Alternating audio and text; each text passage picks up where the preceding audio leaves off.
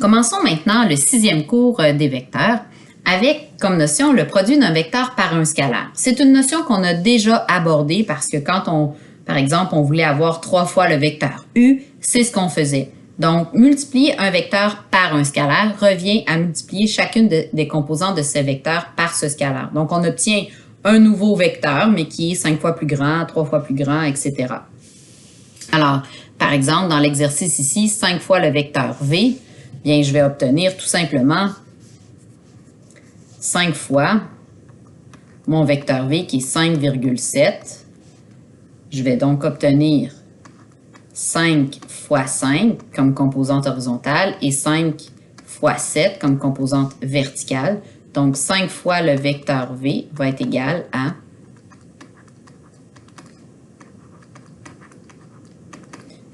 25,35.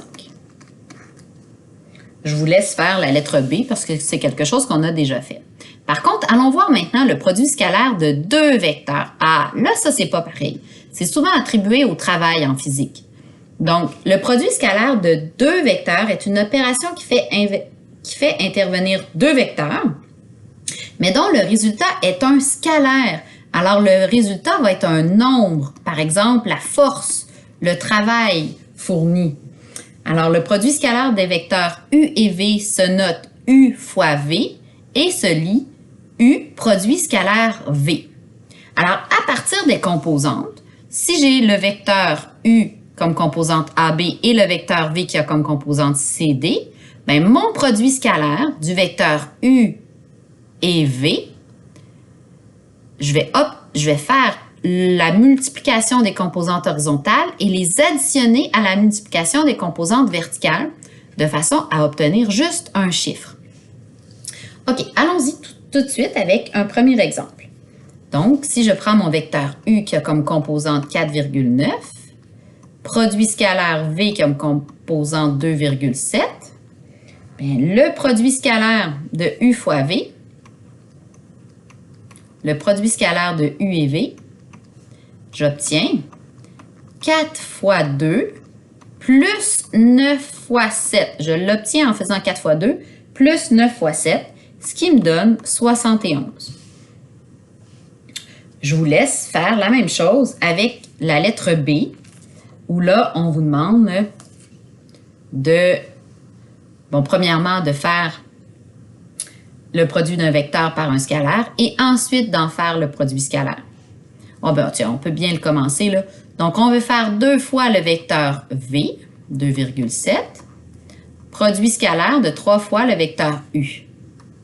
Alors, pour commencer, on va distribuer notre scalaire sur notre vecteur, donc 4,14, produit scalaire de 3 fois 4, 12, 3 fois 9, 27.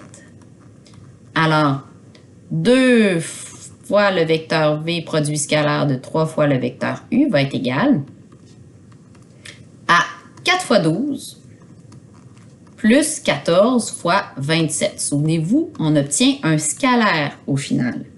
Donc, on obtient 426. Si je veux le faire à partir des normes des vecteurs, à partir des normes des vecteurs, on a une nouvelle formule à apprendre.